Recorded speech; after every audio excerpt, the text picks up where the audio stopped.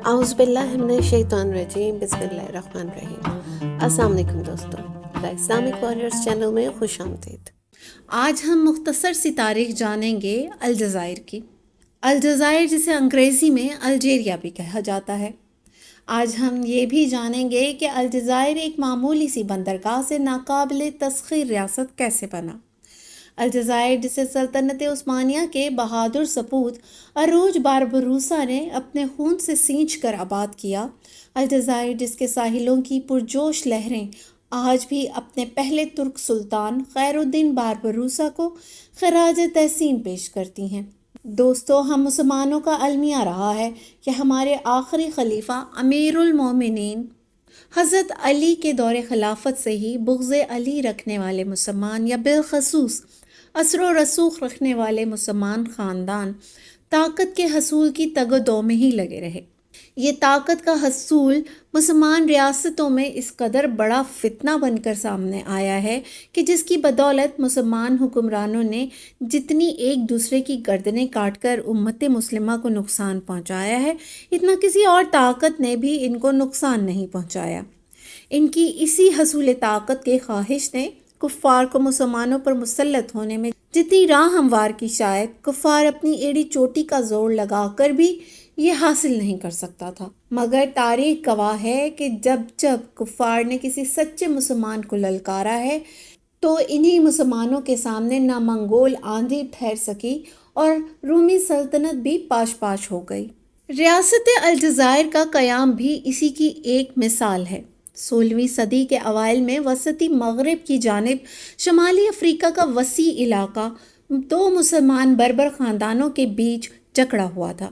ایک جانب تو فیس کا مغربی علاقہ وطاسیوں کے زیر تسلط تھا تو دوسری جانب تیونس پر حفظی خاندان مسلط تھا، جبکہ 15ویں صدی کے اختتام پر جنوری 1492 عیسوی میں غرناطہ میں بھی اندلس کی قرون وسطیٰ کی آخری مسلم ریاست بھی ہسپانوی کیتھولک ریکوینکوسٹا کی بدولت زوال پذیر ہو چکی تھی۔ یہی وجہ تھی کہ اب ہسپانوی فوجوں نے بحیرہ روم کے اس پار شمالی افریقہ کے ساحلوں پر موجود قلعہ بند مسلم خاندانی ریاستوں کے ٹکڑے ٹکڑے کرنے کے لیے بہت تیزی سے پیش قدمی شروع کر دی۔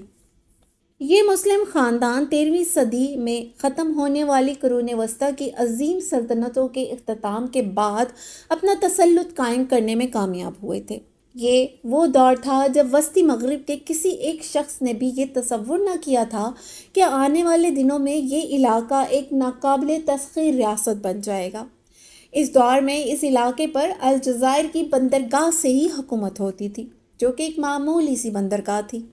اسی وجہ سے یہ تصور کرنا بھی ناممکن تھا کہ وسطی مغرب کا یہ علاقہ کبھی بھی کوئی ریاست بن سکتا ہے۔ اس دور میں وسطی مغربی علاقوں، پہاڑوں اور شہریوں پر سیاسی حکمرانی کی کھینچ تان جاری تھی۔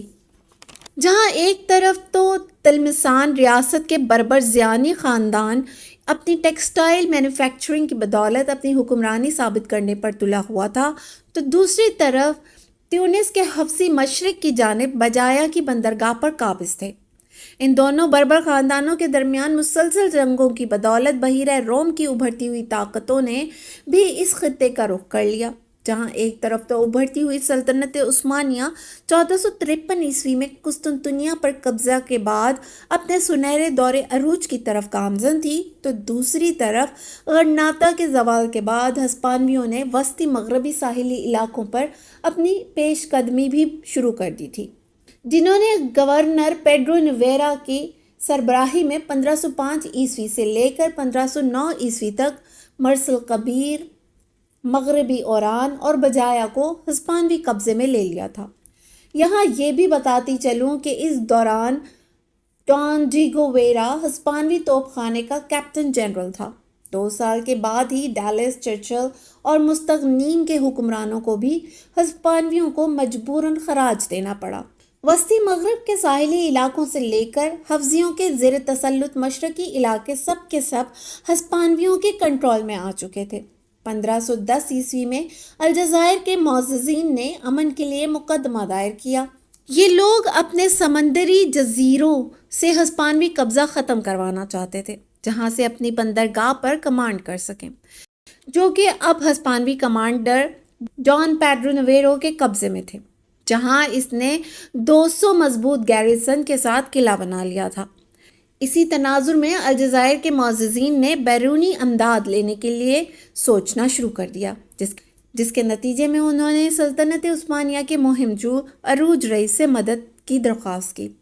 अरूज रईस उस वक्त तक अपने 3 भाइयों के साथ अफसानवी तौर पर बारबरूसा के नाम से मशहूर हो चुके थे। अरूज रईस बहीरा इंजन के जजीरे मेडली के रहने वाले एक मुसलमान प्राइवेटियर थे, जो कि उस वक्त सल्तनत उस्मानिया की बेशतर बहरी मुहिमात का बेहिस्सा रह चुके थे। उन्होंने अपना ज़ाती बहरी बेड़ा भी बना लिया था। इसी वजह से अलजायर के मोअज़्ज़िज़ीन ने अरूज रईस से हिस्पानियों के तसल्लुत से बजाया को वापस लेने की दरख्वास्त की। अरूज रईस ने जीजल की बंदरगाह से, जहां उनका बहरी अड्डा था, 2 बार हिस्पानियों के साथ तसादुम किया, जो कि दोनों बार नाकाम रहा। लेकिन नाकामी के बाद अरूज रईस ने अपनी हिस्पानवी मुखालिफ एक आज़ाद सियासी ताकत बनाना शुरू कर दी। 1516 ईस्वी में एक बार फिर अलजायर की आबादी ने हिस्पानियों के खिलाफ अरूज रईस की मदद के लिए दरख्वास्त की, लेकिन इलाकाई एतबार से ये कोई रवायती मुसलमान और ईसाइयों के दरमियान सादा जंग न थी, बल्कि यहाँ की मुकामी सियासत खासी पेचीदा थी। और शायद यही वजह थी कि अरूज रईस अपने सिपाहियों के हमरा हिस्पानवी किला को तबाह करने से कासिर थे, मगर वो अलजायर के हुक्मरान धड़ों के लिए ख़तरा ज़रूर साबित हो चुके थे, जिनमें ख़ास तौर पर सलीम अल तुम्मी को अरूज रईस के सामने अपनी हुक्मरानी जाती नज़र आ रही थी। इसी वजह से उसने अरूज रईस से निमटने के लिए हिस्पानवी मदद तलब की। जवाबन हिस्पानवी कार्डिनल सेनरोस ने मलागा में डॉन डीगो वेरा को 6000 हिस्पानवी फ़ौज के दस्ते को तैयार करने का हुक्म दिया, जो कि अलजायर पहुंचकर वहां के मुकामी बाशिंदों की हिस्पानवी बगावत को कुचल सके। मगर अरूज रईस की बदौलत डॉन डीगो वेरा को अलजायर के साहिली इलाकों पर बहुत ज़िल्लत अमेज़ शिकस्त का सामना करना पड़ा। डॉन डेगोवेरा के 4000 हिस्पानवी फौजी इस जंग में मारे गए, जिसका जिम्मेदार डॉन डेगोवेरा को ठहराया गया, जिसकी वजह से उसने मजबूरन जबरी रिटायरमेंट इख्तियार की। और दूसरी जानिब अरूज रईस ने सलीम अल तुमी को मुबैना तौर पर इसके हमाम में कत्ल करके इस उभरती हुई बगावत को मुकम्मल तौर पर दबा दिया। अब सलीम अल तुमी के बेटों ने हिस्पानवियों के पास पनाह ली और अपने बाप के कत्ल का बदला लेने की ख्वाहिश का भी इजहार किया। फिर 1 साल के बाद तलमिसान के एक हिस्पानवी मुखालिफ धड़े ने अरूज रईस को तलमिसान आने की दावत दी, ताकि अरूज रईस यहाँ मौजूद हिस्पानवी असर व रसूख का खात्मा कर सकें और अलजायर से लेकर तलमिसान तक अपनी वसी हुकूमत कायम कर सकें।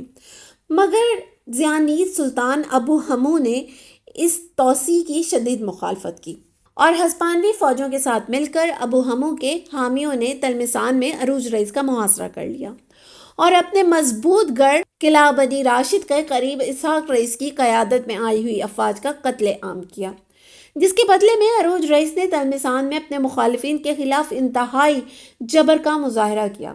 कहा जाता है कि 1518 ईस्वी में तलमिसान से फरार होते हुए खुद को हलाक करने से कबल अरूज रईस तकरीबन 70 ज़ियानीद शहजादों का कत्ल कर चुके थे। इस वक्त तलमिसान में एक पेचीदा सियासी जद्दोजहद चल रही थी। कुछ तलमिसान के बाशिंदे ताकत अपने दरमियान रखना चाहते थे, जबकि कुछ हिस्पानवी इमदाद चाहते थे तो कुछ सल्तनत उस्मानिया के साथ इलाक़ चाहते थे। मगर 1518 ईस्वी की इस जंग की बदौलत अरूज रईस और इनके भाई खैरुद्दीन बारबरूसा इस पेचीदा मुकामी ताकत की कशमकश को ख़त्म करके एक मिलिट्री रियासत कायम करने में कामयाब हो गए थे, जिसकी हमायत मुकामी इशराफिया ने भी की थी, जो कि हिस्पानवी मुखालिफ थे। अरूज रईस की शहादत के बाद खैरुद्दीन बारबरूसा अलजायर के सुल्तान बने। अगस्त 1519 ईस्वी में खैरुद्दीन बारबरूसा ने अपनी मुश्तरका फ़ौज, जो कि मुकामी बाशिंदों, उंदलस की महाजरीन और तुर्क अफवाज पर मुश्तमिल थी, कि हमरा तकरीबन 5000 हिस्पानवी फ़ौजियों के हमले को पसपा किया। अगले साल ही खैरुद्दीन बारबरूसा ने दिमश्क और कायरा के फातिह सलीम अव्वल को अपनी अलजायर की सल्तनत को सल्तनत उस्मानिया में शामिल करने की पेशकश भी कर दी।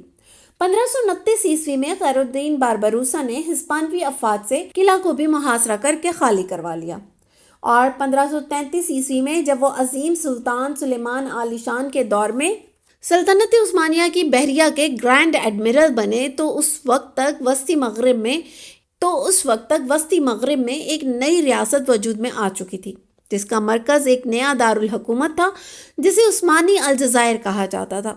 1541 میں جب چارلس پنجم کی قیادت میں مشترکہ مقدس رومی افواج نے اپنے 516 جنگی بحری جہازوں اور 22,000 افواج پر مشتمل دستے نے الجزائر پہ حملہ کیا تو انہیں زبردست شکست کا سامنا کرنا پڑا، جس کے بعد یہ ریاست نہ صرف خطرناک ہو چکی تھی بلکہ ناقابل تسخیر بھی ہو چکی تھی۔ دوستو، امید کرتے ہیں کہ آپ کو یہ الجزائر کی مختصر سی تاریخ ضرور پسند آئی ہوگی۔ اپنی رائے کا اظہار کامنٹ باکس میں ضرور کیجیے گا۔ شکریہ۔